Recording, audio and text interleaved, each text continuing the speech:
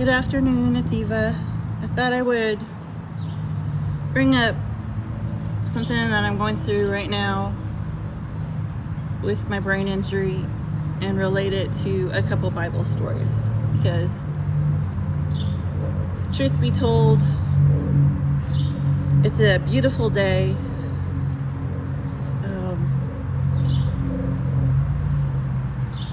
But I've somehow managed to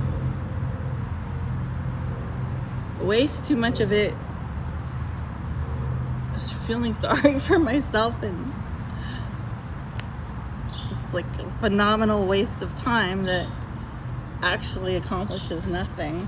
So I thought maybe I would try to be honest about that and see if anyone else can relate to what I'm talking about. Okay, so anybody doesn't know me, in 2019 I was the victim of I don't know what you want to call it, a setup of an online dating experience, meeting at a park for like a lunch date, and somebody I've been talking to online, and it turned into a setup, and then they stole my car keys, my wallet, my purse, and pistol whipped me, and now I've had a brain injury for the last, permanent brain damage, but I got a brain injury from being pistol whipped. So it's effed up, I'm allowed to say that. My vision and my ability to read and write proper English, our language, and it causes, a lot of things. It definitely causes chronic eye pain, and messes up permanently your ability to sleep properly. You can't sleep. But okay, what's the point? So every day I'm on disability. I had to give up my career, to give up my profession. I did work for like 2.5 years after I got disability. But at this time now, I'm trying to start something on my own at home, so I probably will try again to work outside the home again. And I did enjoy what I was doing. It's just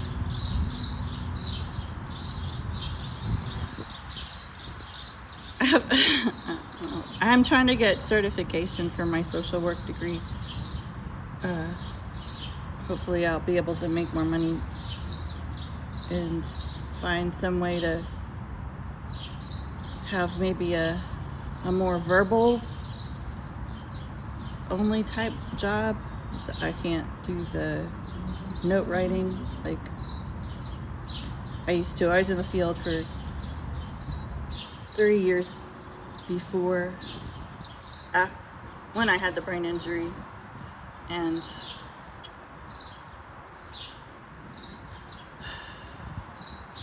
it wasn't easy. It was actually, verbally it was easy.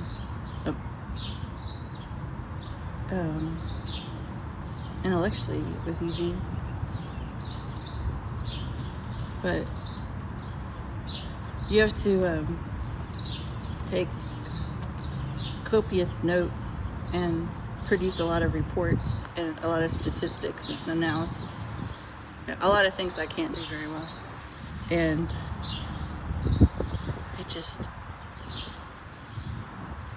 it became,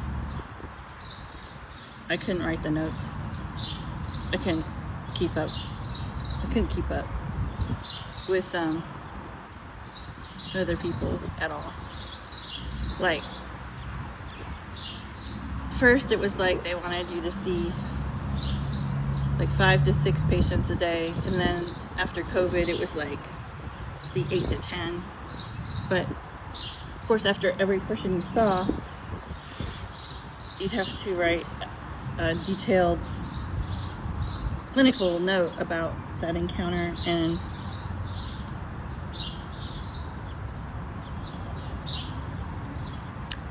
I could do interviews all day, but when it came to actually recording what happened during those interviews, I could only write 2-3 notes a day, period.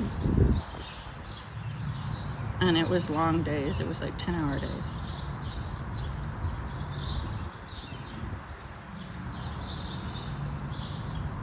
And towards the end,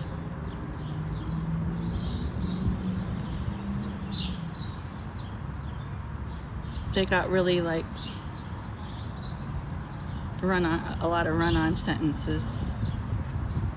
Sometimes they look like gibberish. And so I'd spend basically, the reason it took me so long is I would write what I was supposed to write, but then it was just a lot of run-on sentences and a lot of words that didn't make sense, and it just looked like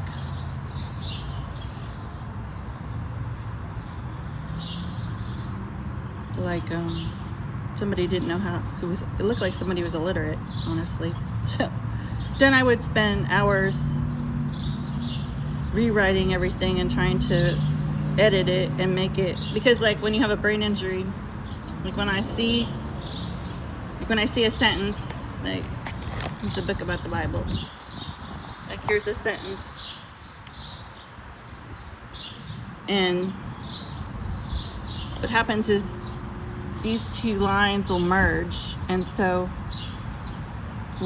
sometimes, it's usually just 2, sometimes more lines, but they'll merge together into each other. Like my eyes are misaligned, so from the brain injury, so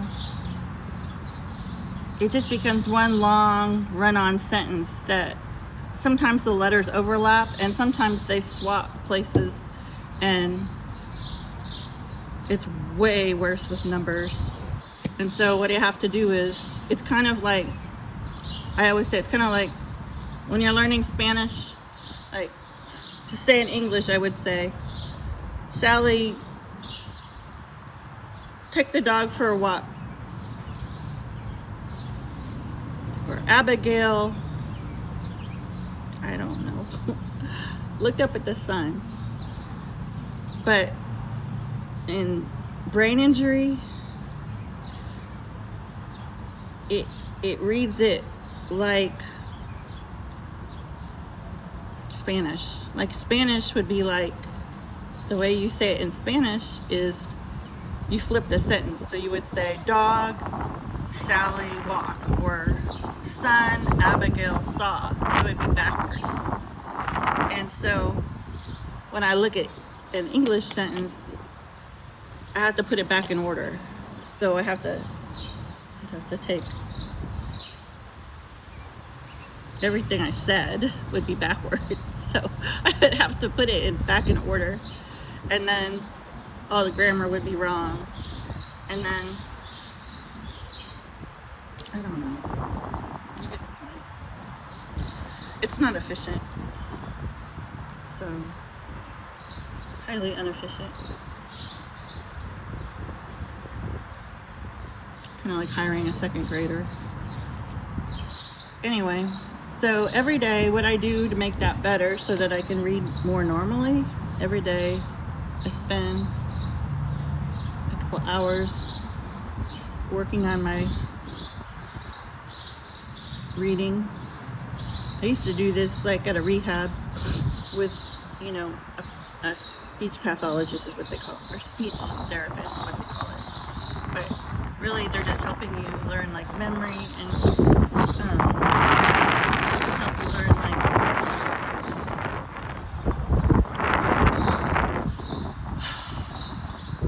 sorry, it's not easy to talk about. So They help you with your memory. They help you, like, especially, I have problems with remembering numbers. So every day I take, like, elementary type books like this, and I try to learn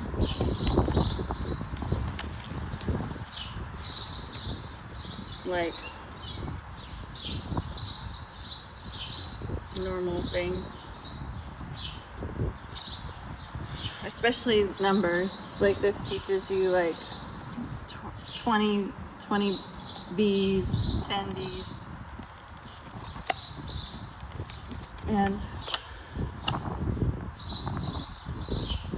try to relearn words like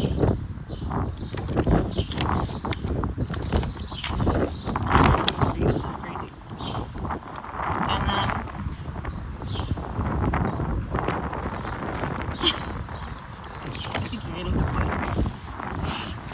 and then I do sticker books. Like take stickers and then find a cat.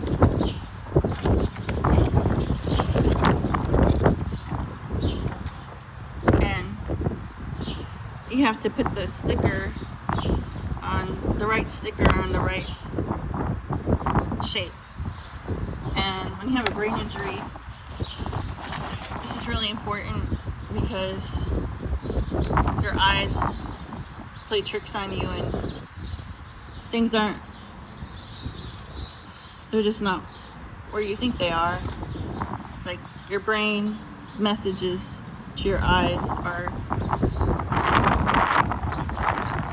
so you may visually see it, but when you try to interpret it, the messages get scrambled. They're scrambled. And so you put the wrong sticker on the wrong thing. And actually a lot of brain injury rehab is doing things like literally taking like toddler games, like putting shapes like squares, rectangles, circles into square rectangle holes and trying to do it right. Or you can do exciting things like drawing chairs or drawing a table, drawing a face, or drawing a clock. And you get to try to learn how to tell time, which took me years to learn how to tell time again. Years. And you have to learn it like a kid, like you draw a clock and then you put the big hand and the small hand and then you put all the numbers around it, and then you have to try to learn how to read it, and then you have to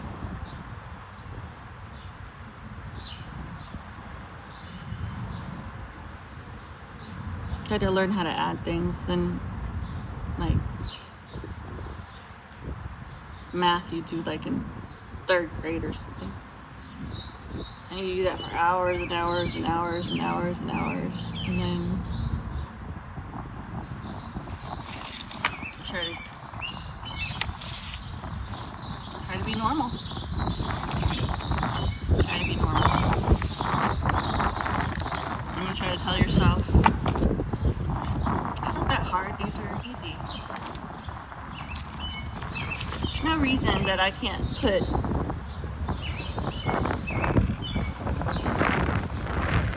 the right sticker in the right place, right? I'm a real grown-up. Surely I can do it. And then you can pick up your self-esteem off the floor, dust it off.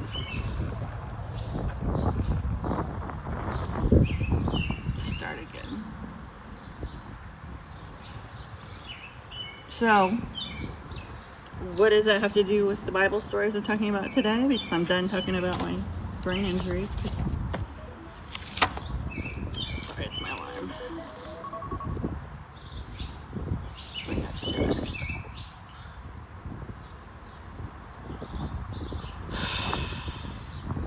Okay, so the Bible stories I was going to look at today are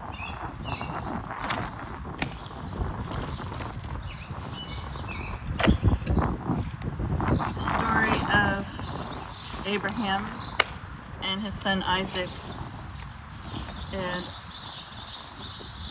just one part of it, and this when God asked him to sacrifice the son that it took, like, I don't even know how many years he waited for that son, 30 years, something insane. He finally had the son with the wife he wanted, and then God said to him, I need you to, like, you know how you sacrifice lambs and goats and all that kind of thing as an honor to, like this, like an honor to God, Jehovah. This time, I'm going to need you to, I need you to sacrifice your only, it's not his only child, the miracle child, the only child he had with the one particular wife, who is his true love, I guess. So he goes on this long journey to this other place,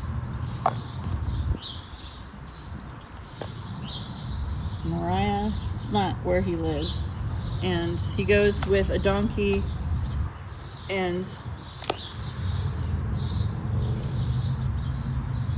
you know, the things he's going to need to do the sacrifice. And then what he believes is going to happen in his heart, he doesn't believe that God would truly make him kill the child that God promised him, and that he had when he was 100 and his wife was in her 90s. Seemed completely impossible that would be. I think the child's like around 11 at this time, something like that. So as what ends up happening is the servant and, I don't know if it's a servant, well, I guess he is, and the donkey wait at the bottom of the hill, and then Abraham takes a torch, and then his son has, I don't know, the wheat chaff, or, you know, the straw, and he has the knife, and they start climbing up to make the sacrifice. And as they're climbing up, Isaac says to him, where's the animal? Where's the lamb that we're sacrificing? And then that's when he has to tell him the truth, that he has to sacrifice him. And the child lays down and he starts to do it. But what he tells the servant is,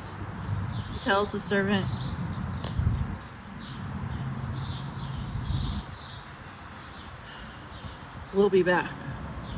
So the reason I think he says that, or not just I think, that it's interpreted as he said that, is that he believes he is going to kill him because that's what God told him to do, but he believes that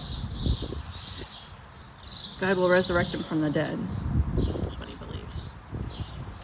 That he knows it's a test. He just thinks that surely God will bring him back from the dead if he can just be strong enough to endure the test.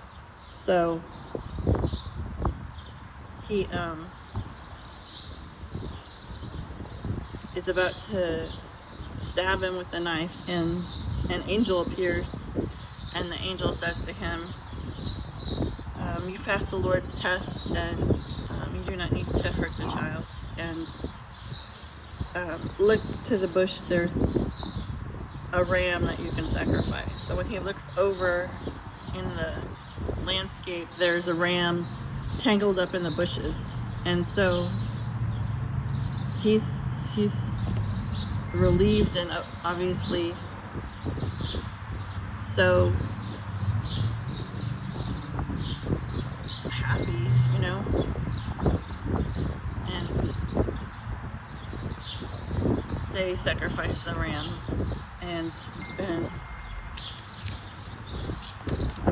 he goes back down the mountain. So what was the other story I was going to compare this to? Not Esau. Oh, Hagar. Okay, his other child is named Ishmael with an I. And Ishmael, he had with a servant of his wife named Hagar. And Sarah and Hagar do not get along at all. And she has to be the one to bear him a son because I think Rachel, that's not right. It's Sarah. Sarah is the wife. Sarah and Hagar do not get along. Hagar is mercilessly bullied by Sarah because she's jealous of her. So at one point, this is Ishmael and his mother. Sarah overhears the Egyptian servant or slave, if you will, Hagar's son Ishmael, talking with Isaac, and he's like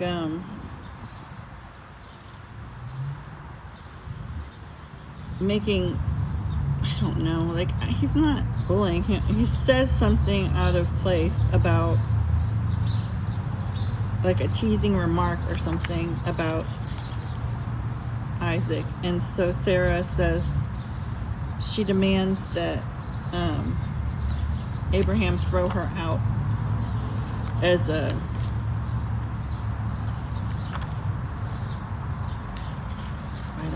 like a showing that he won't let Hagar and her son belittle Isaac and her, which is kind of ironic because honestly she's been bullying Hagar this whole time, and like what Ishmael says is not even like that bad. It's not even like a true like condescending comment. It's just something, you know, people make bad jokes or something. And so Abraham doesn't want to do this. He loves his first son, but God promises him that he will take care of them and that they will live. And so he does it. He gives them a few items of food and drink, and then they're banished to the desert. And so they're out in the desert under this tree, and they run out of water and food, and so she believes that Hagar, that they're going to die out there, and she pleads to the Lord for their lives, and he answers their prayers, and he saves them. God hears them weeping, and he leads her to a well that nobody knew existed, and the well is full, and so she and her son are able to drink water from there. And God promises her that his son, or her son, will be a leader, a great man. And so he ends up founding a tribe, like a whole community of desert people, and he ends up having 12 sons, and that each son forms his own tribe, and they're multiplying, they're incredibly successful, and nothing befalls them. So what's my point about these two stories is that I don't understand why I don't understand why this particular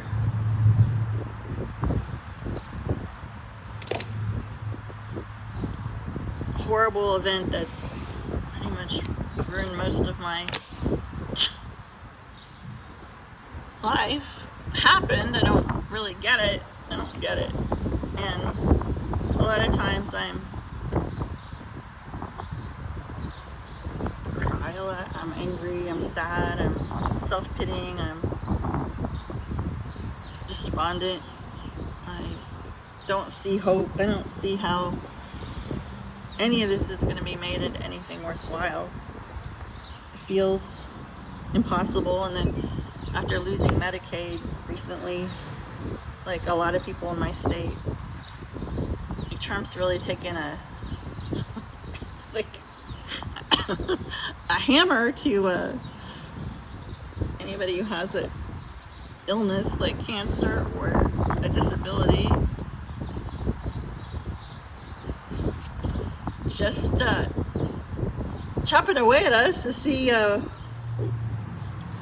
guess, what's left, So, especially disabled kids in this state and their caregivers, it used to be they would get paid to take care of their own children, and now that's going away. And so they have to actually have their children taken care of by strangers, and then they have to pay for it. It's just like, I don't know. I'm not going to get off on politics, but it's wacky out there. I'll say that. It's not a good time to have a giant problem that you need support for, especially treatment or medicine or training. If you're lacking in your abilities, it's not a good time.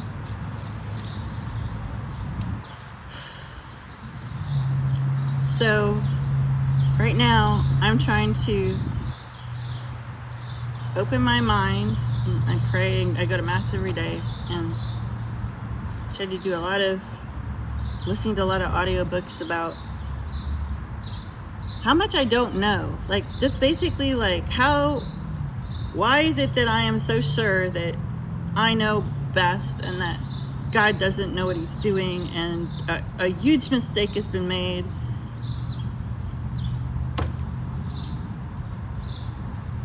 I guess, like, I think that I'm, like,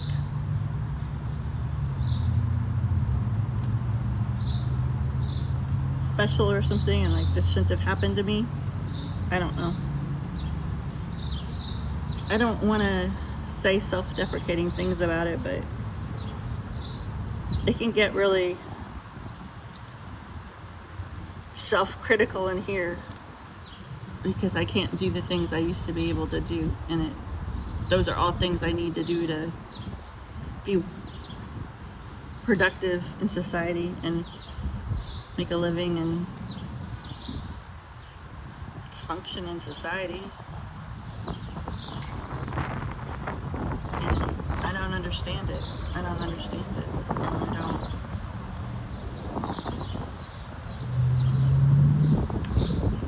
lot of times, it's going to sound very, like, self-righteous, but a lot of times I think I had a lot of potential, like, I thought I really worked my ass off for decades. I thought, like, I was building something, and then the rug pulled out from underneath me, and it's like I don't honestly know how to solve this. Like, it's been 8 years, and like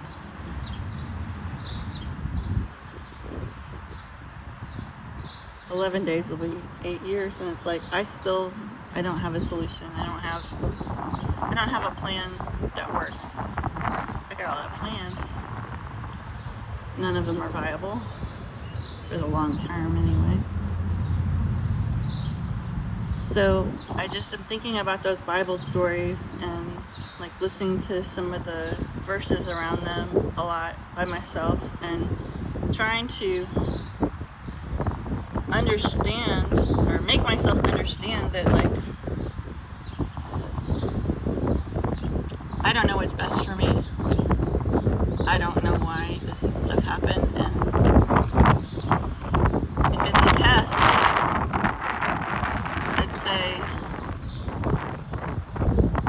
most days I'm passing, and then a lot of days I'm failing.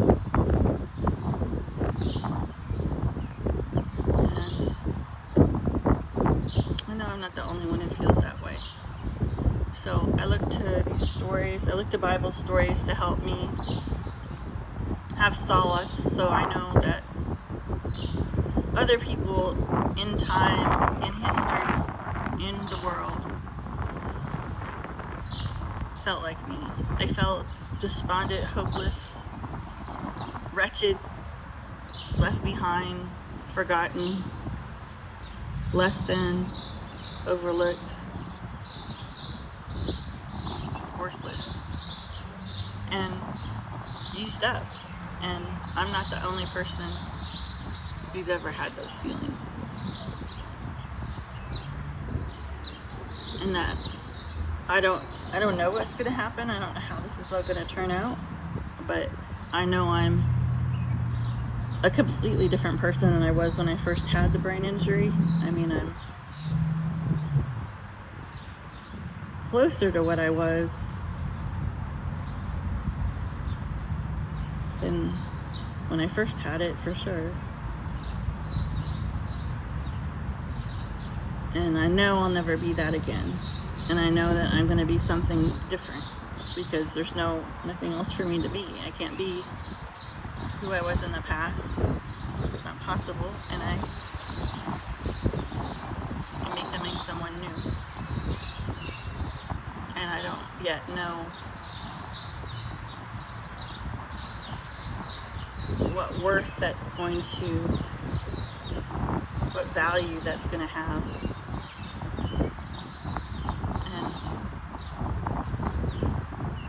and what it's going to mean for my future and the future of my family.